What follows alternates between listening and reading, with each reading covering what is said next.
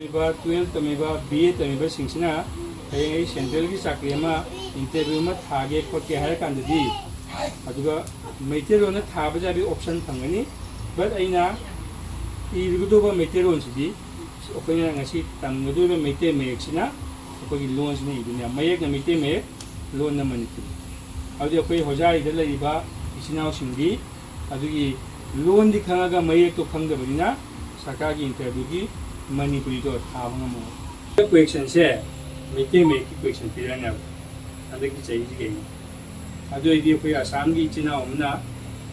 ओजा होइने बेनमक टेट थागे कांदा मांगे साइ मणिपुरी तो खंगदबिना मणिपुरी की पीरिबा मते की क्वेश्चन दि मा इरमरो ngang एनी मफम ने पोले जे जो कोई आसामी दा बेंगोली ngang या खा दा हिंदी न ngang चले या को अखोई लोन जी मोइने के दोंग ngang दिया अदु अखोई दे चपत तो वात तरी मी दे बिल लोन पास तो अदु एगी खोजाई दे लरिबा इमा सिंग सिनाव सिना खोजाई एनी ऑफिसर डीसी ऑफिस कंगे ब्लॉक ऑफिस कंगे कोर्ट कंगे चपगादा आई इसागी लोना इसागी लोन इबा एप्लीकेशन न चेमा फिक्शन बा लोशन बा लोको पारमनी बट अखोई जो आदे याम वाई अखोई इसागी लोना क्लास 1 दगी एमए बो तमजाय क्लास 1 दगी एमए बो गाइसे मणिपुरी न लोय तमजाय बा मणिपुरी ऑनर्स लोगा एमए लोयबा अंगांग अमा मी अमना सरकार की थबक थागे कांदा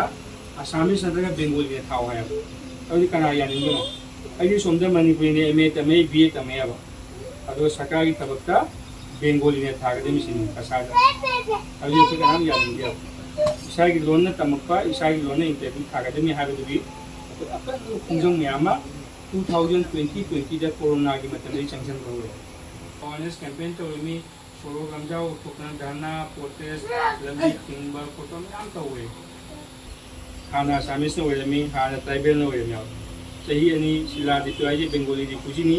हाजी कालिसु बेंगोली ने नगा असामिस गरे से पांग मकरेव अदुमाइना म्याम एमएलए म्याम बेंगोली कासले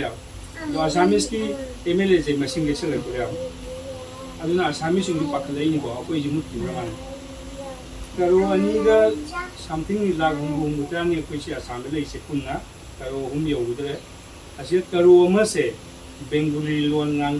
बेंगोली न वेरेंग अली आसामी मसिंग नितरै हागवांग लोन अम कंगी भारत संविधान की निपा सुबह शेड्यूल चलबा लोन अमनी अदुगी फमम तोपा हक अखोइ पिबिउ हाना डिमांड तौर कांदा अखोइ लोन से